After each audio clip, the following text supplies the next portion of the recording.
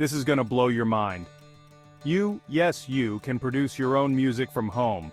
First things first, let's talk gear. You don't need a professional studio. A decent microphone, headphones, and a digital audio workstation or DAW are your essentials. Next, set up your recording space. Find a quiet spot, maybe your bedroom or a closet.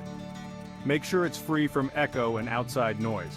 Now let's dive into your DAW. It's your new best friend. Start by recording your vocals and instrumentals step by step.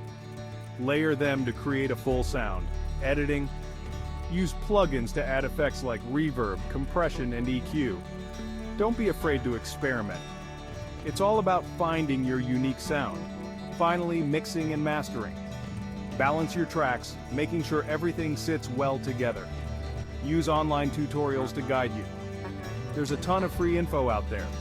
So what are you waiting for? Dive in and start producing. Your masterpiece is waiting. If you found this video educational, please like and subscribe to our channel. Happy creating!